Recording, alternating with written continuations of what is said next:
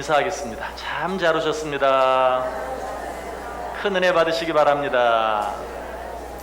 네, 오늘 저녁에도 정말 잘 오셨습니다. 하나님의 큰 은혜가 여러분 모두에게 또 한 번 넘치도록 임하시기를 주님의 이름으로 간절히 축원합니다. 자, 오늘은 이제 12지파 가운데 두 번째 지파 시므온에 대해서, 시므온 지파에 대해서 생각해 보도록 하겠습니다. 자, 지난주에 어떤 지파 생각해 보았죠? 어떤 지파? 어떤 지파? 르우벤 지파. 자, 르우벤, 시므온 다 누구의 아들들이죠? 레아, 야곱의 첫 번째 아내였던 레아의 자녀들이죠. 그래서 이 출생 순서대로 한번 생각해 보려고 합니다. 그래서 레아가 아들을 몇 명 낳았죠? 몇 명 낳았죠? 예, 2주가 지났는데 기억하면 좀 이상하죠.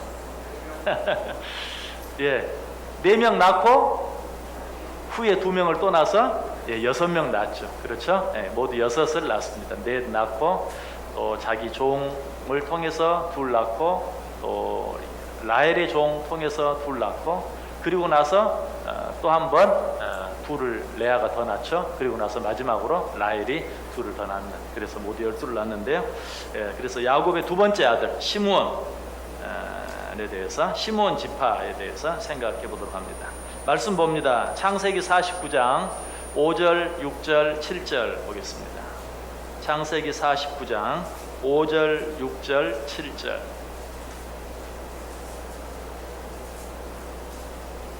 창세기 49장 5절, 6절, 7절. 자, 3절 말씀 우리 다 같이 한 목소리로 읽습니다. 시므온과 레이는 형제요, 그들의 칼은 폭력의 도구로다. 내 호나 그들의 모의에 상관하지 말지어다. 내 영광아 그들의 집회에 참여하지 말지어다. 그들이 그들의 분노대로 사람을 죽이고 그들의 혈기대로 소의 발목 힘줄을 끊었음이로다. 그 노여움이 혹독하니 저주를 받을 것이요, 군기가 맹렬하니 저주를 받을 것이라. 내가 그들을 야곱 중에서 나누며 이스라엘 중에서 흩으리로다. 아멘. 자, 1번 문제. 야곱이 레아를 통해 얻은 두 번째 아들 시므온의 이름의 뜻은 무엇입니까? 자, 다시 창세기 29장으로 야곱이 창세기 29장으로 돌아가 보시기 바랍니다. 창세기 29장 33절. 레아가 두 번째 아들을 낳았을 때 왜 이름을 시므온이라고 지었는지, 창세기 29장 33절.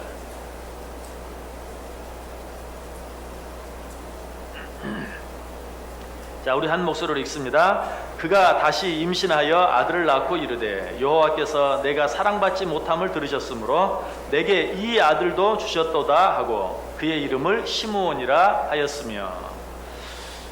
자, 첫 번째 아들을 낳았을 때 르우벤, 하나님께서 내 기도를 들어주셨다, 보라 아들이라 라는 그런 의미에서 르우벤이라고 이름을 지었어요. 레아가 어떻게 기도했겠어요? 자기가 야곱하고 결혼을 했는데, 자기가 먼저 결혼을 했는데 야곱은 자기를 사랑해요, 사랑하지 않아요? 사랑하지 않아요. 자기를 사랑하지 않고 누구를 더 사랑해요? 동생 라헬을 더 사랑해요. 얼마나 마음이 아팠겠어요, 레아도. 그래서 하나님께 정말 남편의 사랑을 받게 해주옵소서, 남편의 시선이 나를 향하게 해주옵소서 기도했겠죠. 그러던 중에 르우벤이 생겼어요. 먼저 사실 여러분이 말 레아와 라헬이 야곱과 결혼한 날은 겨우 7일 차이라고 그랬어요. 7일 차이. 그러니까 이 누가 먼저 자녀를 낳느냐, 레아가 먼저 결혼하긴 했지만 레아가 자녀를 먼저 낳는 게 당연한 건 아니. 그러던 차에 레아가 먼저 아들을 낳았어요. 얼마나 기뻤겠어요. 하나님이 내 기도를 들어주셨다, 보라 아들이라, 이런 의미로 르우벤이라고 이름을 지었어요. 그런데도 어때요? 야곱의 사랑이 돌아왔습니까? 레아가 첫 아들 르우벤을 낳으니까 이제 라헬을 향했던 야곱의 시선이 레아에게 돌아왔습니까? 여전히 돌아오지 않았어요. 그래서 레아는 또 기도했겠죠. 아직도 야곱이 나를 사랑하지 않습니다. 나보다 라헬을 더 사랑합니다. 정말 야곱이 나를 사랑하게 해주옵소서라고 계속 기도했겠죠. 그러던 차에 두 번째 아들, 아직 라헬은 아들 하나도 낳지 못했는데 자기에게 두 번째 아들이 생기게 되죠. 그러니까 또 뭐라고 말합니까? 하나님이 내 기도를 들으셨다라고 하면서 그 의미로 시므온, 하나님이 들으셨다. 정말 나의 그 아픈 마음, 그 아픈 마음을 가지고 하나님께 드리는 그 기도를 하나님께서 들어주셨다라는 뜻에서 시므온이라고 이름을 지었다라고 이야기하고 있죠. 내가 사랑받지 못함을 들으셨으므로 내게 이 아들도 주셨다 하고 그 이름을 시므온, 들으셨다. 시므온이라는 이름의 뜻은 뭐예요? 들으셨다라는 그런 뜻입니다. 여러분, 우리 하나님은 우리의 기도를 들으시는 분이, 그래서 시편 65편 2절에 보면 기도를 들으시는 주여라고 이야기하고 있습니다. 하나님께 기도하면서 기도를 들으시는 주여. 여러분, 우리가 기도할 때 어떤 마음으로 기도해야 되겠는가 하는 것을 가르쳐 주는 것이죠. 기도할 때 이 기도를 들으시는, 어쩌면 너무 당연한 것 같지만 왜 다윗이 그 기도를 드리면서 기도를 들으시는 주여, 내가 이 기도를 들으실 줄 믿습니다 하는 그런 마음에서 그렇게 했겠죠. 우리도 늘 우리의 모든 소리, 특별히 우리의 모든 기도, 겉으로 드러나지 않는 내 마음의 소리까지도 우리 하나님은 들으신다라는 사실을 시므온이라는 이름을 통해서 다시 한번 확인하고 다시 한번 마음에 새길 수 있기를 바랍니다. 자, 2번 문제 보겠습니다. 문제 같이 한번 읽을까요? 시므온이라는 이름의 뜻과 그 형 루벤이라는 이름의 뜻을 서로 비교해보고 그 이름들의 뜻을 통해 얻을 수 있는 교훈이 무엇인지에 대해 이야기해 봅시다. 자, 시므온이라는 이름의 뜻이 뭐라고요? 들으셨다라는 것이. 루벤이라는 이름의 뜻은 무엇인가? 자, 다시 창세기 29장 덮으셨습니까? 창세기 29장 31절에서 33절까지 한번 읽어보죠. 창세기 29장 31절에서 33절 시작. 여호와께서 레아가 사랑받지 못함을 보시고 그의 태를 여셨으나 라헬은 자녀가 없었더라. 레아가 임신하여 아들을 낳고 그 이름을 루벤이라 하여 이르되 여호와께서 나의 괴로움을 돌보셨으니 이제는 내 남편이 나를 사랑하리로다 하였더라. 그가 다시 임신하여 아들을 낳고 이르되 여호와께서 내가 사랑받지 못함을 들으셨으므로 내게 이 아들도 주셨도다 하고 그의 이름을 시므온이라 하였으며. 거기 보면 이제 첫 번째 아들 루벤을 낳았을 때는 여호와께서 레아가 사랑받지 못함을 어떻게 했다고요?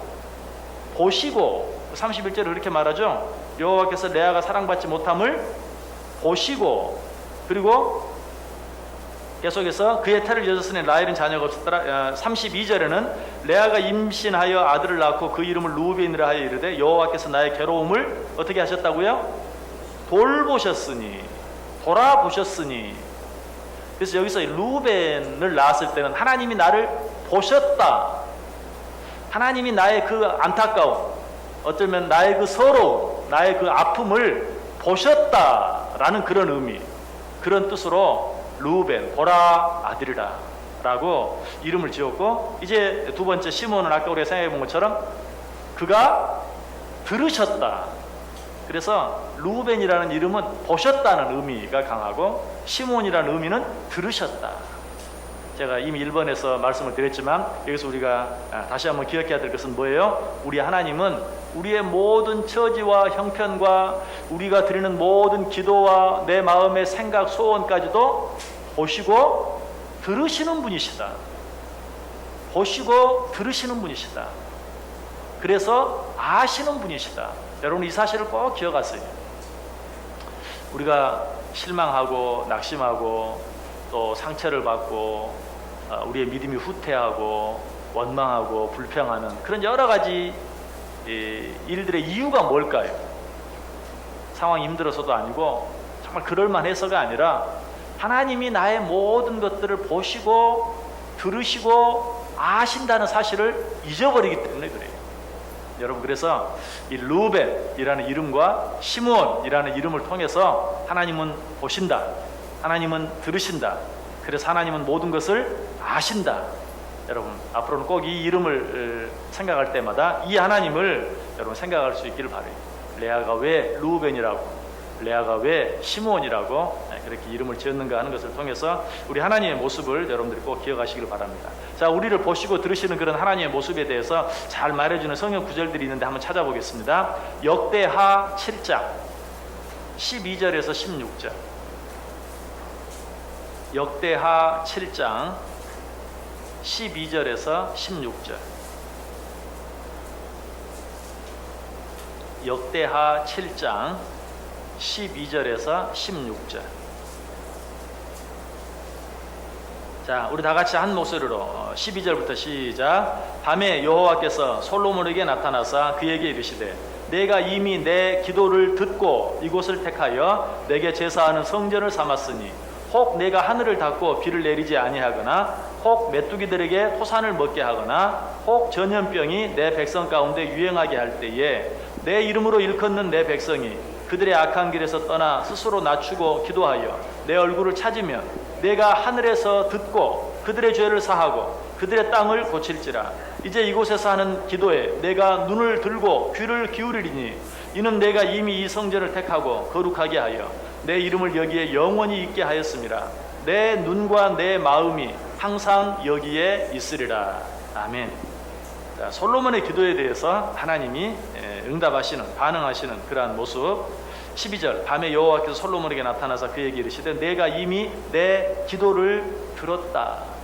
내 기도를 들었다. 그리고 14절. 내 이름으로 일컫는 내 백성이 그들의 악한 길에서 떠나 스스로 낮추고 기도하여 내 얼굴을 찾으면 내가 하늘에서 듣고 15절. 이제 이곳에서 하는 기도에 내가 눈을 들고 귀를 기울이리니. 그렇죠? 눈을 들어 너의 모든 상황을 보고 귀를 기울여 너의 모든 소리를 듣겠다. 눈을 들고 귀를 기울이리니. 마지막 16절 끝부분에 보면 내 눈과 내 마음이 항상 여기에 있으리라. 아멘 안 하십니까? 내 눈과 내 마음이 항상 여기에 있으리라. 하나님의 눈과 하나님의 마음이 항상 여러분에게 있다는 것이, 이 사실을 잊지 마세요. 특별히 여러분이 하나님 앞에 기도할 때는 정말 이 마음, 하나님이 눈을 들어 나를 보시고 귀를 기울여 내 기도를 들으시는, 그리고 하나님의 눈과 마음이 항상 나를 향하여 있는, 성경 다른 것은 뭐라고 말하고 있죠? 나를 찾는 자를 내가 찾고 있다. 누가 나를 찾는지, 나를 찾는 자를 내가 찾고 있다. 여러분, 이 하나님의 모습을 기억하세요. 오늘 이 르우벤, 시므온이라는 이 이름들이 하나님이 나를 보셨다, 하나님이 나를 들으셨다 라는 그런 의미라는 것입니다. 그리고 또 요한계시록에 보면 하나님의 눈을 표현할 때 어떻게 표현합니까? 불꽃 같은 눈, 불꽃 같은 눈. 정말 우리의 모든 것들을 보셔서 아시는 그런 하나님의 모습으로 이야기하고 있죠. 시편 139편 기자는 그 하나님에게서 우리가 피할 수 없다. 내가 어디 먼 바다 끝에 가서 숨겠느냐? 그럴 수 없다. 거기도 하나님이 계신다. 하나님은 내가 어디 아무리 먼 곳으로 간다 할지라도 하나님은 나를 보고 계시고 나의 소리를 듣고 계시고 알고 계신다. 그를 피할 곳이 없다. 그래서 이 그를 피하여 내가 숨을 수가 없다. 내가 가시는 곳은 어디나 하나님 함께 계신다. 한편으로는 어때요? 두렵죠. 그렇죠? 하나님이 나의 모든 것을 보고 계시기 때문에, 알고 계시기 때문에. 그래서 우리는 하나님에 대해서 나의 모든 것을 보고 알고 계시는 그 하나님 앞에서 두려운 마음, 그리고 다른 한편으로는 반대로 항상 내 곁에 계시기 때문에 어때요? 나는 그 안에서 평안함을 얻는, 쉼을 얻는, 안식을 얻는 이 두 가지 마음이 우리 속에 항상 있어야 돼요.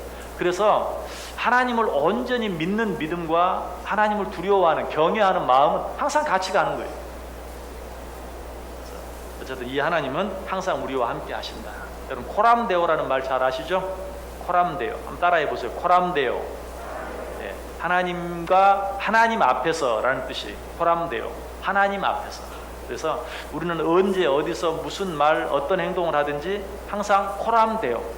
하나님 앞에서. 하나님 앞에서 말하고 하나님 앞에서 행동하는 것처럼, 이 르우벤, 시므온이라는 이름을 생각하면서 코람데오의 삶을 살 수 있는 저 여러분 되기를 원합니다. 자, 3번 보겠습니다. 자, 문제 같이 읽습니다. 야곱이 시므온에게 한 축복은 무엇이었습니까? 자, 야곱이 이제 죽을 때 12 아들을 앉혀놓고 한 사람 한 사람 이름을 부르며 축복하죠. 자, 두 번째 아들 시므온에게는 어떤 축복을 했는가? 창세기 49장 5절, 6절, 7절. 창세기 49장 5절, 6절, 7절. 자, 우리 다 같이 한 목소리로 읽습니다. 시므온과 레위는 형제요, 그들의 칼은 폭력의 도구로다. 내 혼아 그들의 모의에 상관하지 말지어다. 내 영광아 그들의 집회에 참여하지 말지어다. 그들이 그들의 분노대로 사람을 죽이고 그들의 혈기대로 소의 발목 힘줄을 끊었음이로다. 그 노여움이 혹독하니 저주를 받을 것이요, 분기가 맹렬하니 저주를 받을 것이라.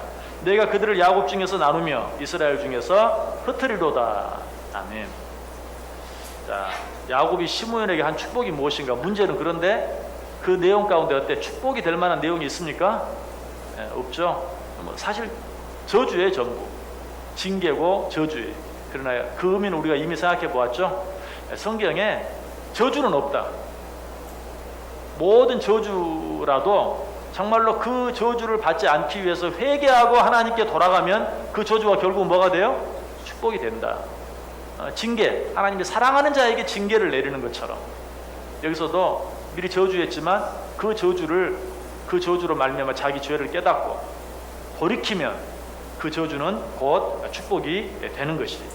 자, 여기 야곱이 이제 시므온에게 축복을 하면서는 특별히 시므온 한 사람만 언급하는 게 아니라 누구까지 같이 언급하고 있죠? 레위까지 같이. 시므온과 레위는 형제요, 그리고 그들의 칼은이라고 말하면서 시므온과 레위를 함께 이야기하고 있어요. 여기서 레위를 따로 띄어서 이제 축복하거나 예언하거나 하지 않은 것은 이미 말씀드렸죠. 레위는 사실은 12지파에 속하는 지파가 아니 모든 지파에 공통적으로 속하는. 그래서 우리 12지파가 행진할 때 그 한가운데 뭐가 있어요? 회막이 있다고 그랬죠. 성막이 있다고 그랬죠. 그 성막에서 봉사하는 자들이 레위 지파예요. 그래서 이 레위 지파는 12지파에 속한 지파가 아니에요. 그래서 레위 지파는 시므온과 함께 언급하고 있어요. 그리고 또 한 가지, 여기서 지금 아버지 야곱이 시므온을 축복하면서 시므온과 레위를 함께 언급하고 있는 이유는 시므온과 레위가 함께 저지른 일이 있어요. 시므온과 레위가 함께 잘못한 일이 있어요. 그 일이 무엇입니까? 자, 성경을 한번 찾아보세요. 창세기 34장. 창세기 34장 24절 25절. 창세기 34장 24절 25절. 창세기 34장 24절 25절. 자, 두 절 한 목소리로 읽습니다. 성문으로 출입하는 모든 자가 하몰과 그의 아들 세겜의 말을 듣고 성문으로 출입하는 그 모든 남자가 할례를 받으니라. 제3일에 아직 그들이 아파할 때에 야곱의 두 아들 디나의 오라버니 시므온과 레위가 각기 칼을 가지고 가서 몰래 그 성읍을 기습하여 그 모든 남자를 죽이고. 자, 아까 그 야곱이 시므온에게 또 레위에게 한 그 예언 가운데 시므온과 레위는 형제여 그들의 칼은 폭력의 도구로다. 도대체 그들이 칼로 뭘 했길래? 그 내용이 방금 읽은 창세기 34장 24절 25절에 나와 있는데, 자, 이 시므온과 레위가 한 일이 어떤 일인지 여러분 아십니까? 레아가 6 아들을 낳고 마지막에 딸 하나를 낳았죠. 디나라는 딸을 낳았어요. 그러니까 레아가 6 아들, 4 아들을 낳고 또 좀 있다가 2 아들을 낳고 그리고 나서 맨 끝에 디나라는 딸을 낳았어요. 그런데 이 딸이 바깥 구경을 나갔다가 세겜 추장 하몰의 아들 세겜에게 강간을 당하죠. 이 일을 이제 이 디나의 오라버니 시므온과 레위가 듣고 이제 그 세겜 모든 남자들을 다 죽이는. 어떻게 죽였습니까? 이제 그 세겜이 디나를 보고 사랑하는 마음이 생겨서 그를 범하고 그리고 나서 아버지 하몰에게 저 디나를 내 아내로 삼게 해주십시오 라고 말하죠. 그러자 하몰이 이제 야곱을 찾아가죠. 야곱을 찾아가서 우리 아들이 당신의 딸을 좋아한다. 그러니 우리가 서로 혼인하자. 서로 혼인을 해서 이제 너희 딸들을 우리 아들들이 취하게 하고 또 우리 딸들을 너희 아들들이 취하게 해서 서로 혼인하고 또 서로 이렇게 요즘 말로 하면 우리 서로 무역도 하고 물건도 서로 사고 팔고 이렇게 함께 잘 살면 좋지 않느냐라고 세겜의 아버지 하몰이 이제 디나의 아버지 야곱에게 와서 얘기를 하죠. 그러나 그 형제들은 어떻게 말합니까? 이방 사람과 우리가 혼인할 수 없다라고 말하면서 이 시몬과 레이가 너희들이 다 할례 받기 전에는 절대로 우리 누이를 너희들에게 줄 수 없다라고 말합니다. 그러자 이제 세겜이 디나를 아내로 얻기 위해서 자기 모든 족속들 남자들이 전부 할례를 받죠. 할례를 받아서 모두가 이렇게 아파서 움직이지 못하는, 거동도 제대로 하지 못하는 그때를 틈타서 시몬과 레이가 어때요? 칼을 가지고 가서 그 땅의 모든 남자들을 다 죽이는, 그 아버지 하몰도 죽이고 또 세겜도 죽이고 뿐만 아니라 다른 모든 남자들까지도 다 죽이는 그런 엄청난 일을 행했습니다. 처음에 너희들이 할례를 받으면 우리가 디나를 주겠다라는 이것도 거짓말이었어요. 그냥 계획이었어요. 그들이 다 할례를 받았을 때, 그들이 고통스러워할 때 우리가 그들을 죽이겠다는 마음을 가지고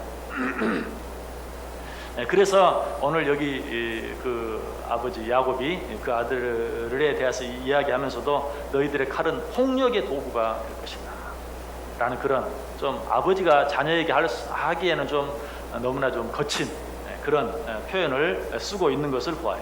이 시몬과 레이가 바로 이런 일을 행했기 때문에 지금 야곱은 너희가 행한 그 일들에 대해서 너희가 징계를 받을 것이다.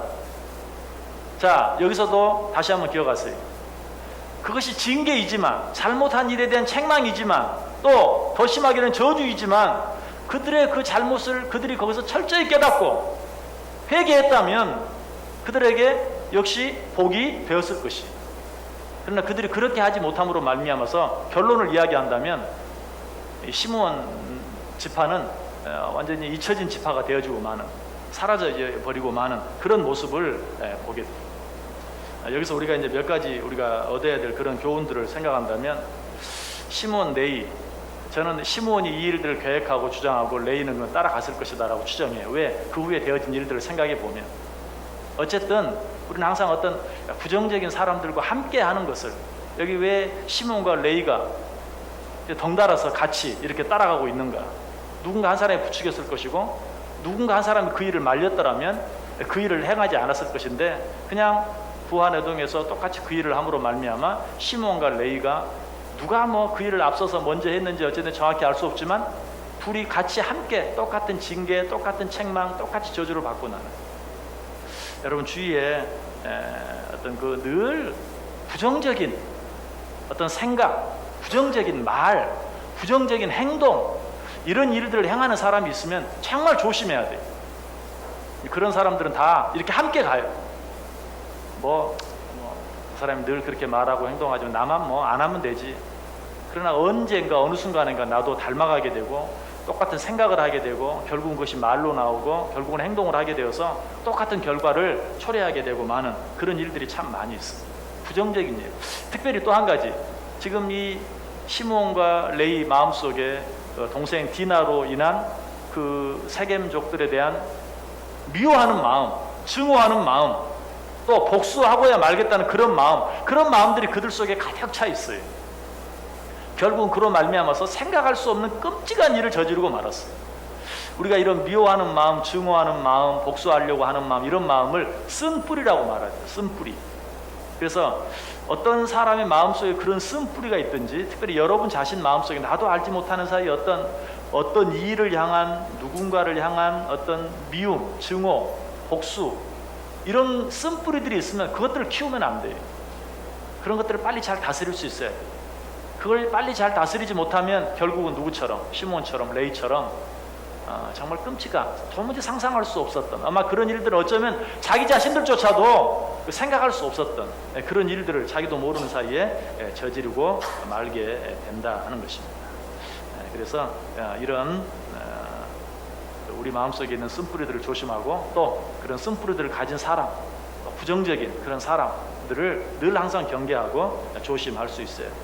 성경적으로 이제 이 시므온에 대한 그런 징계, 저주가 이루어진 그 결과를 한번 본다면 민수기에 인구조사를 하는 것이 1차 인구조사가 있고 2차 인구조사가 있고 2번 인구조사를 한 모습이 나오죠. 거기 보면 12지파의 수가 쫙 나와요. 그런데 시므온 지파는 1차 인구조사 때 5만 300명이었어요. 수가. 시므온 지파 1차 인구조사 때 5만 300명. 그런데 2차 인구조사 때는 2만 3,200명으로 엄청나게 수가 줄고 말아요. 거의 뭐 한 3만 7천 명 정도. 그들 처음 수의 절반 이상이 거의 3분의 2가 없어져 버리고 마는 걸 보여요. 그 12지파의 수를 다 보면 그렇지 않아요. 적게는 그냥 몇천 명 이렇게 줄어드는 지파는 있어요. 그러나 몇만 명 늘어나는 지파도 있어요. 그런데 그 12지파 가운데 수가 이게 10,000명 이상 줄어드는 지파는 시므온 지파밖에 없어요. 2만 3천 명 이상이 줄어들고 만 그런 모습을 보게 됩니다. 이것을 통해서도 우리가 한 가지 기억해야 될 것은 하나님께서 우리에게 성경을 통해서 벌을 받으리라, 이러이렇게 행하는 자들은 벌을 받으리라, 이런 말들이 참 많이 나오죠. 그런데 왜 우리가 계속해서 그런 죄를 짓는데 담대합니까? 벌을 받는다고 성경이 돼 있는데 그 벌이 안 임하거든요. 그러니까 두려워하지 않고 그런 일들을 계속 행해. 그런데 이 시므온 지파에 대한 그 인구조사의 결과를 통해서 봤을 때 우리가 이 세상을 살아가면서 보통 몇 세대 정도를 보죠? 적어도 5세대는 보죠. 할아버지 세대, 아버지 세대, 4세대, 우리 자녀 세대, 손자, 손녀 세대, 5세대를 봅니다.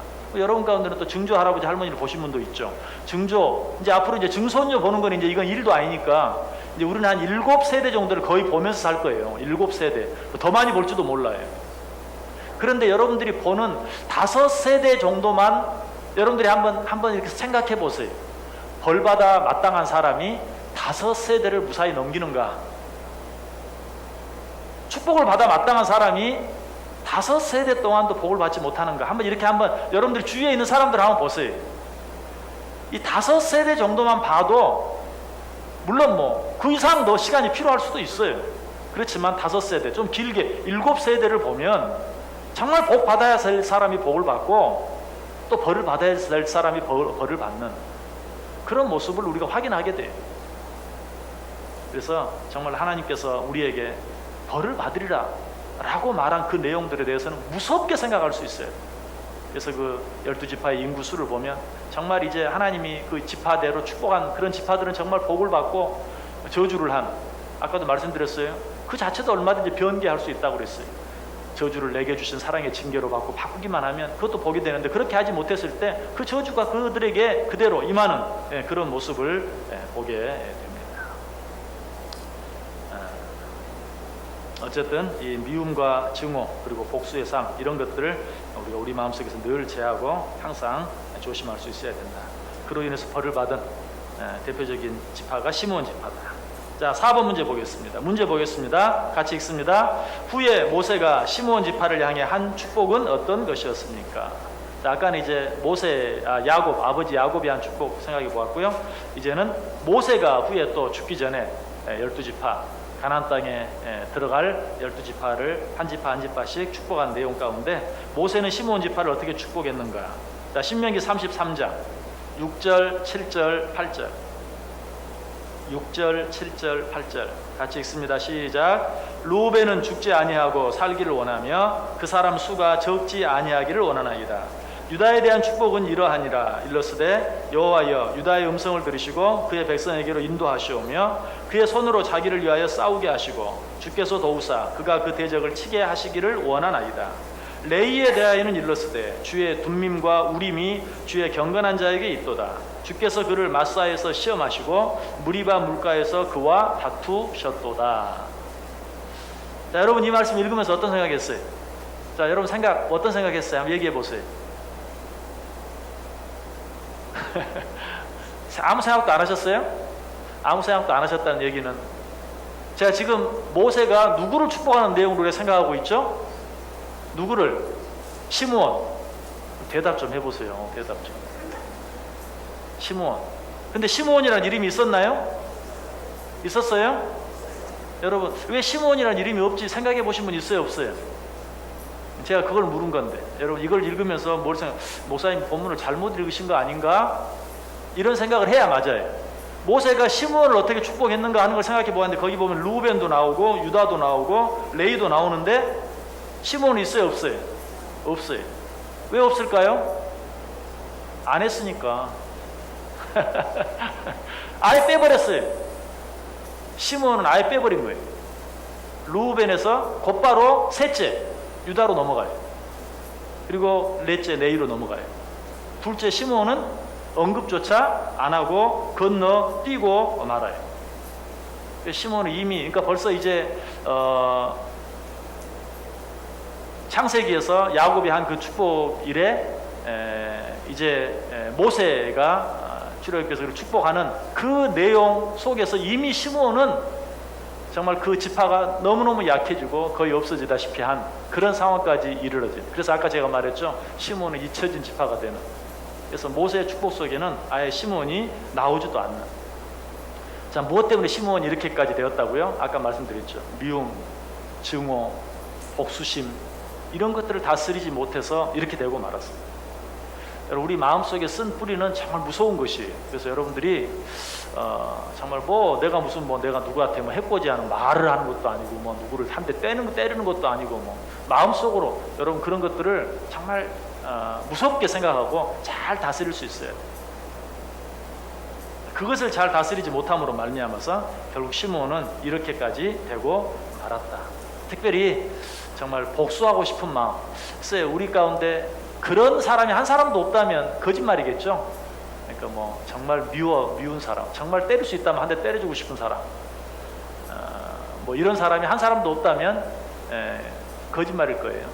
어떤 어떤 교회에서 무슨 오늘처럼 성경공부를 하다가 질문을 했어요.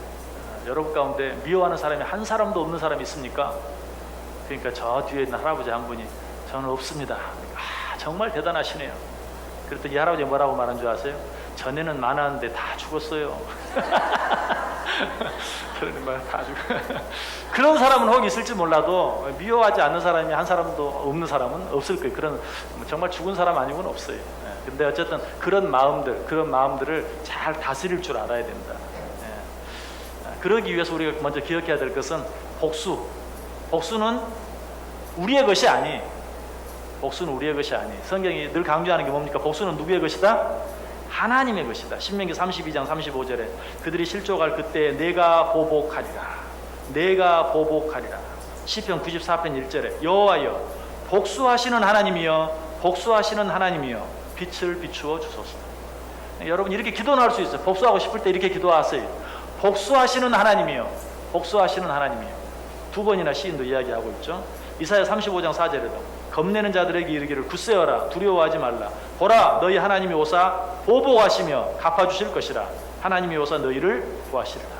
보복은 누구의 것이에요? 하나님의 것이에요. 이 사실을 알면 돼요. 그래서 미워하는 마음, 증오하는 마음이 생길 때마다 복수는 하나님의 것이고 하나님이 하신다 하는 마음으로 우리가 이 마음들을 잘 다스릴 수 있어야 됩니다. 그리고 한 가지만 더 생각해 본다면 시므온이 사실 그렇게 나쁜 일을 한 건 아니에요. 어떻게 보면 정말 먼저 세겜이 잘못했기 때문에 그 일에 대해서 이렇게 보복한 것이고, 어떻게 보면 도무지 행해서는 안 될 일을 행했기 때문에 어떻게 보면 시므온도 그렇게 했을 줄 몰라요. 정말 하나님의 이름으로 내가 저들을 심판하겠다 하는 그런 마음으로 했을지도 몰라요. 그런데 우리가 꼭 생각해야 될 것은 제 아무리 좋은 목적이 있다 할지라도 그 방법이 항상 선하고 아름다운 것이 돼야 된다. 간혹 우리는 그럴 때가 있어요. 좋은 목적을 위해서 그냥 수단과 방법은 어떻게 되든지 또 무엇이 되든지 가리지 않고 행하려고 하는 그런 일들. 우리가 교회 안에서 이제 가끔 어려운 일이 생기는 이유도 그렇습니다.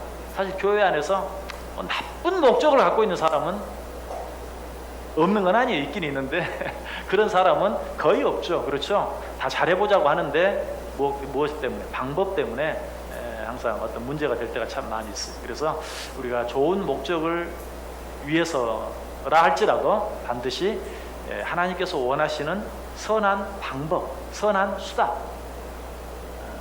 목적만 선한 것이라고 해서 수단과 방법은 아무렇게나 해도 되는 것은 아니다 하는 것을 우리가 또 시몬을 통해서 배우게 됩니다. 자, 5번 문제 보겠습니다. 5번. 자, 12지파를 문제 같이 읽습니다. 12지파를 상징하는 12가지 보석 중 시므온 지파를 상징하는 보석은 무엇이며 그것을 통해 우리가 얻을 수 있는 교훈은 무엇입니까? 자, 출애굽기 28장. 출애굽기 28장.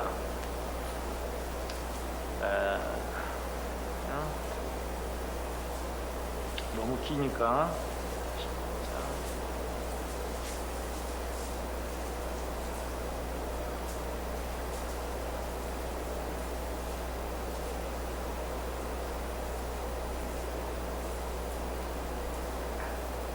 몇 절에 나와 있죠?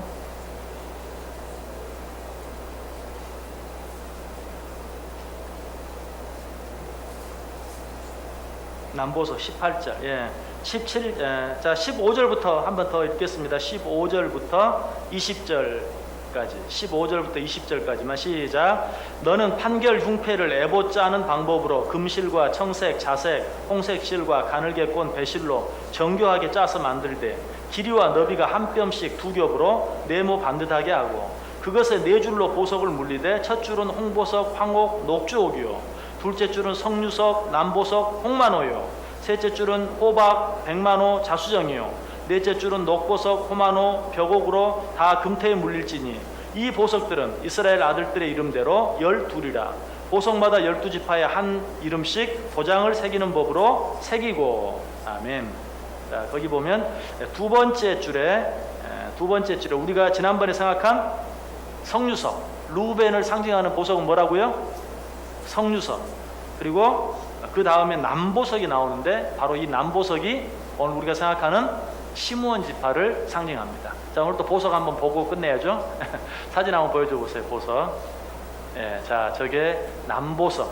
여러분이 쉽게 얘기하면 죄송합니다.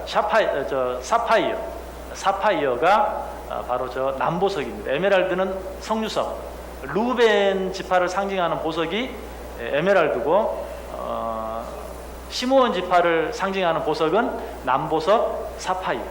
예, 사파이어. 근데 에메랄드도 당시 그 팔레스틴 지역 사람들에게는 좋은 의미가 아니라고 그랬죠. 그 푸른 색깔, 바다 색깔, 파도 치는 그런 색깔, 그래서 아주 그 요동하고 여러 가지 많은 일들이 있는 어떤 그런 것들을 상징하는 그런 보석으로 생각했다고 하는데 이 사파이어도 마찬가지. 좋은 의미가 아니었어요. 이 사파이어는 굉장히 단단하다고 그래요. 그래서 잘 깨지지 않는데 한번 깨지면 산산조각이 나고요.